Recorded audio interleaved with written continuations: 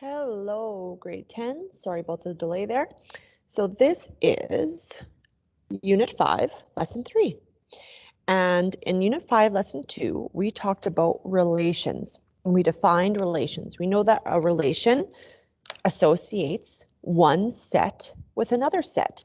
So here I just brought back the table that we did from that lesson, 5.2, with the table of values with an animal and its class. So you'll remember this from Lesson 2. And in Lesson 2, we talked about 3 definitions, okay? The first one being that this would be set 1 and this would be set 2, a group of objects, okay? And then within each set, there is a certain number of elements. So each set here has 5 elements. And this whole thing here is called a relation because it associates a set of animals to a class. Okay, today we're going to talk about 3 new words, so 3 new definitions: domain, range, and function. So down here I'm going to give you the definitions for those. And again, this lesson is very easy and quick, just like the last one. So domain is defined as the X values or the elements on the left hand side of a relation. Okay, so if we're talking about a table of values, all right, or an arrow diagram, the left hand side of those diagrams will be called the domain. Or if we're talking about a graph, it's going to be the x-axis, okay, the values on the x-axis or the horizontal axis, okay? And range is the opposite. So range is the y values or the elements on the right hand side of a relation. All right, so by y values, I mean the values on the y-axis or the vertical axis, okay? And finally, function. A function is defined as a relation that has no repetition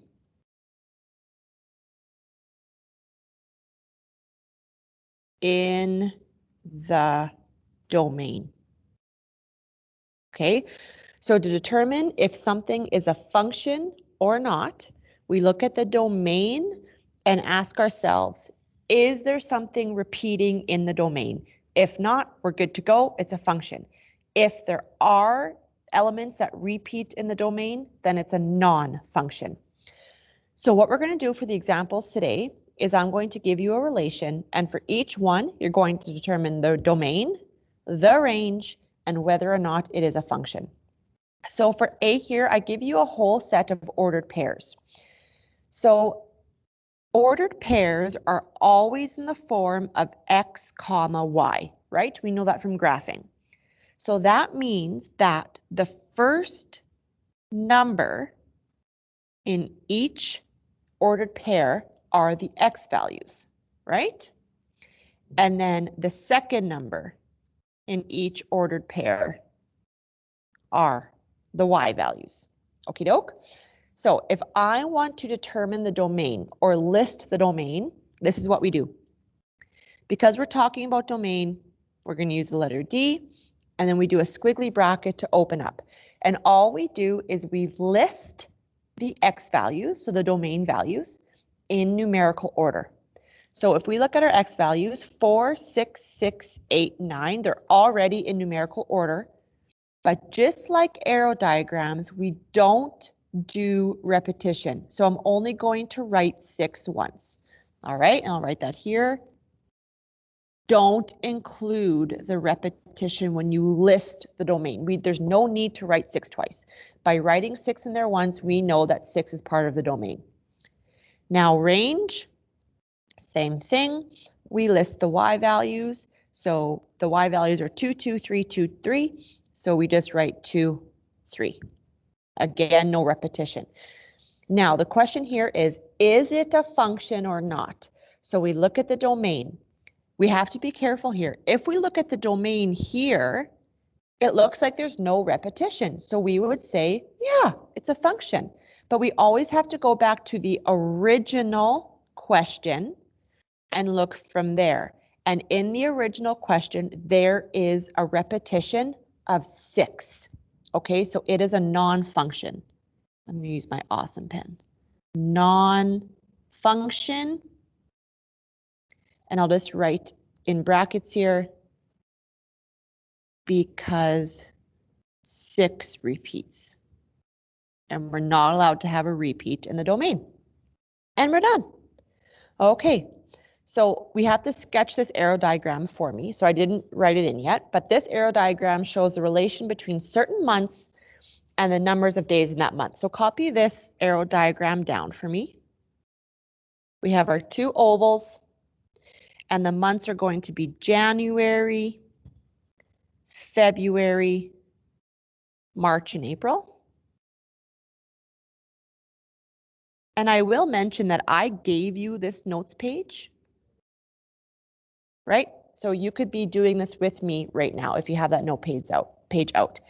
And then our second one, our second circle or oval is going to be the number of days. And so the numbers we have here are 28, 30, and 31. Okay, so imagine that this diagram was given to you. I'm going to draw in your arrows. This is included in the question. So January has 31 days, February has 28, March has 31, and April has 30.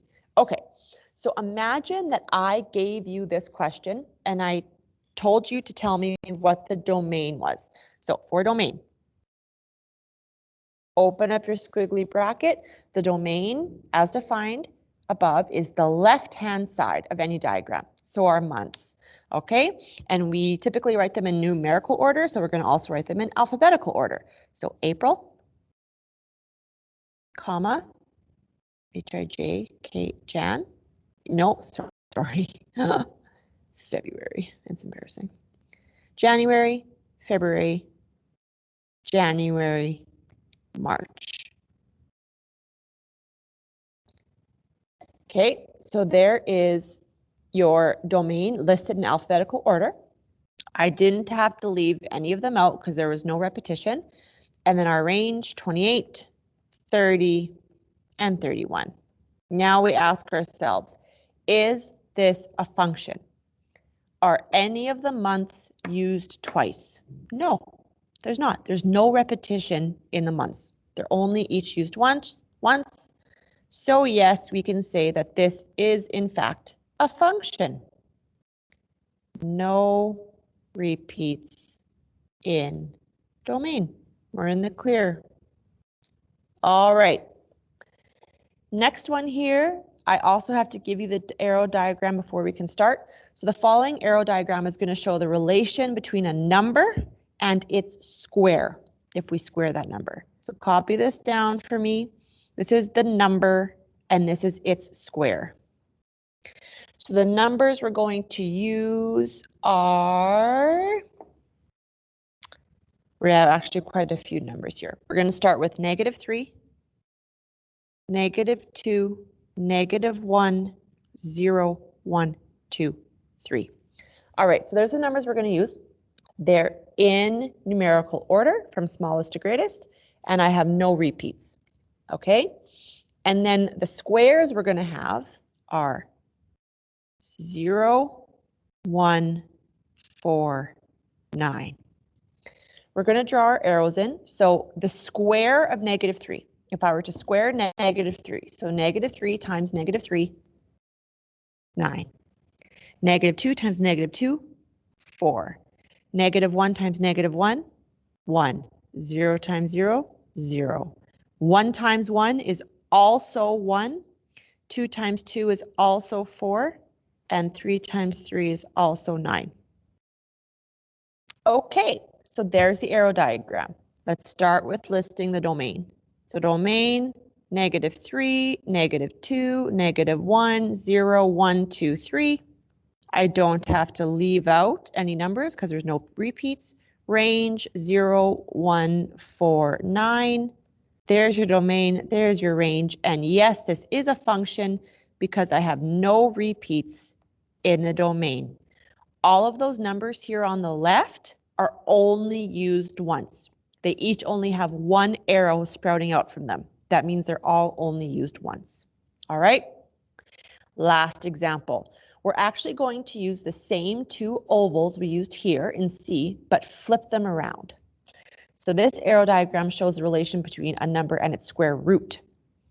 So this is the oval for our number, and we're going to flip these around. So 0, 1, 4, 9. And then over here, it's going to be its square root. Okay, don't know why I have that there. So we're going to use the same numbers as we did in the previous oval. So -3, -2, -1, 0, 1, 2, 3. Cool. Okay, draw our arrows. The square root of 0 would be 0. Square root of 1, now listen. The square root of 1 could be 1, because of 1 times 1, right? Or the square root of 1 could also be -1 times -1. Both answers are possible. So when I go to find the square root of 1, it could be either -1 or 1. Same thing with 4. It could be either -2 or +2. And same thing with 9. The square root of 9 could be either -3 or +3. Okay? So let's list. Domain 0, 1, 4, 9. Range -3, -2, -1, 0, 1, 2, 3. Now, is there a function?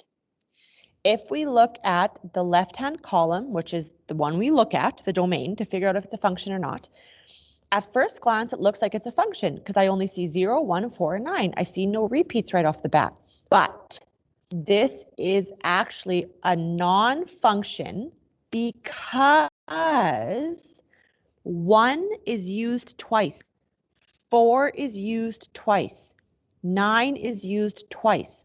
So because those numbers are used twice, that's like repetition, okay? Or another way to think of it is if I were to write these out as ordered pairs, it would be 1, -1, 1, 1, 4, -2, 4, 2, 9, 3, 9, -3. So we can see if we list them as ordered pairs that there's the repeat of multiple numbers. Okay, so there's the repetition. Oh my God, what did I even just write? Repetition right there. So if you want to figure out if an arrow diagram is a function or not, just look at the arrows sprouting out from the left-hand side. If it sprouts out more than once, boom, that's repetition. Okay, so here's your assignment here. So be careful for 9. I give you only 1 and 3 to do. And of course, if you have any problems, email me. Good luck.